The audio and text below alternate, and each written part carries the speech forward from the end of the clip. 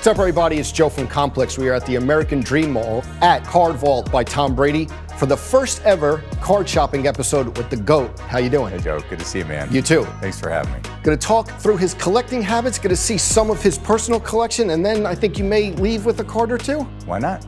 Let's take a look. Let's go. Let's go.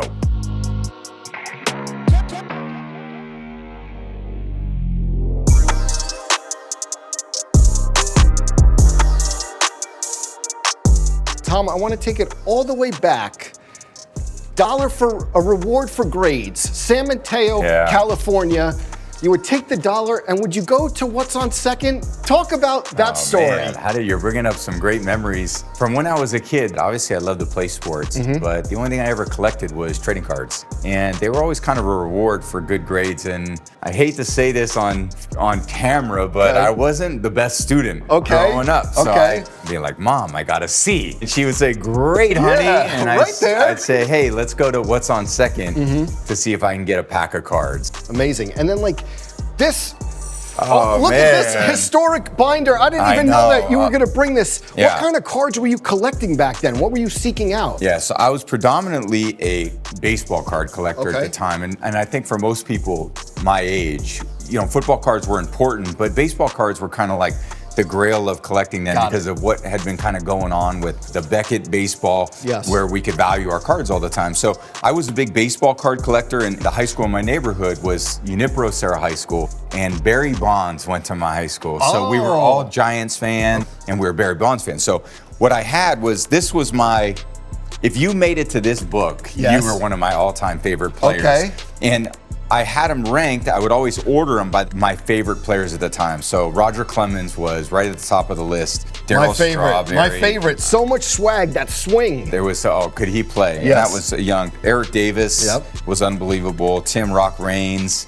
I can go through the whole book. I look back at that time growing up in San Mateo, and as a collector, I had a lot of kids in my neighborhood, and we all played together, and we played on the street. We didn't have much of a backyard, we just played in the yard. And all the guys who were kind of my idols in the neighborhood were all older boys than me, and we would trade cards all the time. And listen, all those boys in the neighborhood, the Aguirre boys, the Pauls, you fleeced me all the time. Well, that's what I was going to say. Did they get you like they were taking advantage? Because we would all trade cards all the time, and they'd be like, hey, give me that Darryl Strawberry rookie card, and I'll give you like 10 of these other ones. I thought, of course, it was a good deal, but I don't think it worked out for me all the time. I feel like everyone in the neighborhood has that. I have one, Billy Parker. I remember. We remember. He did the same thing to me. I would lay out all my cards. I would leave his house and totally fleece. So every neighborhood has that guy.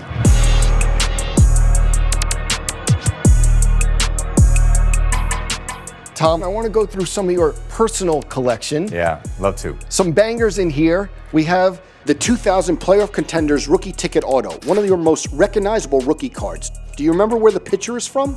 That looks like my first game I ever played in the Hall of Fame game. It was on an AstroTurf field in Canton, Ohio, and Joe Montana was actually going into the Hall of Fame at the same time. I think it was Howie Long, Ronnie Lott, and Joe Montana, two of my childhood idols. And here I am on that same field a day later, throwing passes to this guy didn't know what was ahead of him. Did he know what was ahead of him? I had no clue. And underneath that helmet, I had a shaved helmet. Because Ty Law, my Michigan teammate, came in at 2 in the morning, woke me up and shaved my head the night before the game. What was up with that? Come on. And look at the autograph. So talk about the autograph, because I heard that the autograph changed throughout the years. So early on, this was the original autograph I had, and my dad was my idol, still is, and we had such a great relationship, and he was my biggest supporter, he and my mom, but I was his only son, and I always tried to copy him in everything I did. So we had the same name, I'm a junior, but I tried to sign the way that he signed. And I did that way as, I would say, a signature, and I still sign that way. All my checks, anything that's like non-autograph, I sign with this autograph. Got it. But then I actually have an autograph that's way more legible, because it'd be very hard, Joe, to make that out as Tom Brady. When you see kind of this autograph, it's much better. Another one, 2008 Topps Triple Threads 1/1 patch autograph from your 16-0 MVP season. Yeah, wow. What a great season. We're in East Rutherford, basically, okay? Let's just, straight hands there, over. Straight hands over my shoulder. And that's not good. Look at our boy right there, Eli Manning. And I got Eli, I'm surrounded by giants. But I love this because you find motivation anywhere, everyone knows that, but like you look at this card and what are you feeling looking at a moment in time like that? A one-of-one card, and in the end, it was a one-on-one season. And we actually won our 16th game of the season right here, MetLife. Yes, I remember that. We're 15-0. It's a close we one. played on a Saturday night, and I threw my 50th touchdown pass that game to Randy, who caught his 23rd, both record-breaking at the time. And we went to the playoffs, obviously, ended the season in Arizona against them, and those two guys we talked about, Eli and Stray, they both played a great game. And even though it still bothers me today, I obviously respect the guys that win. The last thing I am is a hater. So whoever wins, I give them a lot of respect. But you know what? It's still motivating because I always feel like there's a great saying, you either win or you learn. Yes. Sometimes you think everything's going great and it doesn't go well at the end, and it ends up always acting as motivation to finish the job. Yes. And there was other times where it didn't look great at certain points, and we found a way to turn it around and then make it great at the end.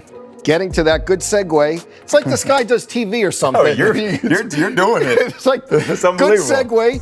2016 impeccable victory, one-of-one autograph. This card, super special to you, I'm sure. And the card is great, but the real life moment, I'm sure. Yeah, I remember this game. I mean, this is like ingrained in my mind forever. And so many people ask me, the greatest game of your career. And I always will refer to this game, but I didn't play great for the first 2.5 quarters. And I think there was a moment that is captured on the bench of me sitting there just kind of down focused. And so many people say, what were you thinking at that time? And I was like, I was thinking, you better fight your ass off to the end. Like, regardless of what happens, you're not gonna quit. Regardless of what happens, you're gonna fucking fight your way out of this. Absolutely. And I told my teammates, lock in, laser focus. Come on, we just gotta go down and score one fucking touchdown. Yes. We moved the ball down the field in the third quarter and we made it a 28-9 game. And I was like, all right, came off the field and I said, okay, at least we're fighting. Yep. Got the ball back, went down and kicked the field goal, 28-12. Chipping away. And I'm like, it's a 2-score game. Come on, D, we need one play. Dante Hightower coming off the edge, strip sacks. Matt Ryan and Alan Branch, former Wolverine, jumps on it, throw a touchdown pass to my boy DA. And we get the 2-point conversion, and we needed one great stop on defense. We got it, drove down the field. Yes. Some great plays. Julian with one of the greatest catches in the history of the Super Bowl. I get goosebumps. Look at me, I'm getting goosebumps telling the story. And Julian makes the incredible catch. We score, and then get the ball in overtime. Isn't it cool to have impeccable victory? Like with the card collecting, I love all the different iterations, the fact that that exists. Yeah, and it's just like it's collecting, but it's a piece of memorabilia, it's a piece of history. Just even looking at the card brings up these incredible emotions in me about not only the people I was on the field with, but the experiences I had and what was going through my mind. And this game will always act as motivation for me all the time, that it's never over till it's over. Never give up, keep fighting to the end. A very fun one in the collection, 18th round draft pick, exposed catcher. What if the career went this way? But talk about the card and then talk about what if you went right instead of left in the game of life? It could have gone a different way. And the challenging part for me in high school was I fell in love with football. But I was a better baseball player at the time. And I loved playing baseball. And I had two great people in my high school, Barry Bonds and a guy named Greg Jeffries, who ended up playing for the Mets. Yes. And they were like our baseball heroes, and our school was really good in baseball. And that's what I wanted to do. And I was actually a pretty good baseball player and got drafted by the Expos. That's awesome. I actually went up to Montreal and took batting practice up there. I got drafted by him. I went and took batting practice at Candlestick, was out there with Moises Alou. It's just a cool thing to have for my collection. And it didn't ever amount too much at the time, but for me, again, a great memory. And for all the collectors out there, this is hard to come by. This is a great one to have. You happy you chose football, though?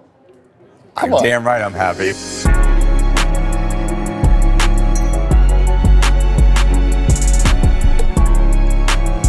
So this is the part of the store, the Grail case, the trophy case, whatever you want to call it. Some crazy cards in here. Let's start with this 1986 star Michael Jordan, another GOAT. What does MJ mean to you? I mean, come on.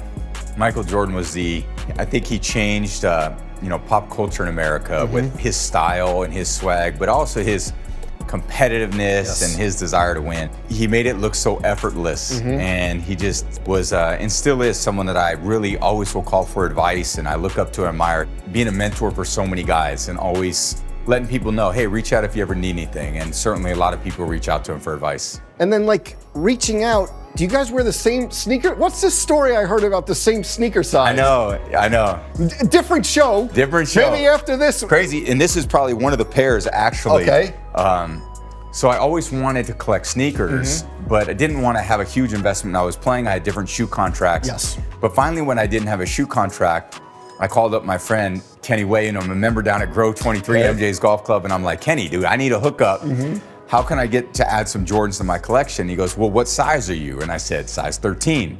So he calls me like 2 hours later. He goes, hey, I'm on the course with MJ, and he's size 13 too. He's gonna send you a few pairs. Within 2 days, I had 120 pairs of shoes show up. I didn't have enough closet space. So I sent MJ back something nice, and just pretty cool to have Jordans from Jordan, sitting in my closet. Mickey Mantle? Yeah. The 1952 Topps Mickey Mantle, one of the most iconic sports cards of all time. I think for all of us collectors who are around my age, and I'm 47 now, like, we collected cards because of that card there. And we were all trying to become collectors when we were young, and that's when, again, most of my collection, 95% was baseball cards at the time. We had heard stories about Mickey Mantle. It wasn't like I watched him play. But knowing that those cards existed, like, we all hoped that our collections would have a piece like that in it someday. So just seeing it now, crazy, certainly in the front of the store, yes, is unbelievable. And that $12 million card, are you kidding me? But for good reason. This is exceptional right here, sitting in our rail section of the store. Yeah. I see this one, this Patrick Mahomes. I didn't even see that one. This guy, yeah. Chris, when did this come in? I haven't seen this one. What are you talking about? The Mahomes rookie. Oh, that one came into Boston 2 weeks ago. That one just came in. I want that in my collection. Save that. Don't make sure you don't sell that one. All right, guys, we got to pull this one from inventory. Okay? Yeah. I'll get you. Put it on his tab, maybe, I'm right? gonna get him an invoice. No discounts. What? I understand. That is definitely in my collection. So you're going to take this one home, but Mahomes, we talk about even records being broken. You just saw Ovechkin and Gretzky. This guy, what he's doing, how do you feel about that? And like, if he would ever come close to any records that you have? If he does break the records, and even last year they had a chance to go for a three-peat, like I would have been so happy to be there to watch it. When you accomplish a lot, and I was very fortunate to do that, like, you have people that are doing incredible things. And I always think we should talk about those things, how remarkable they really are, because that's really what's inspiring about it. You want other people to always see what you're doing, and you set a certain bar and then they go after it. Absolutely. Can't thank you enough. The pilot episode of Card Shopping that might be the biggest one because we have the GOAT. Thank you so much. Thank you so much.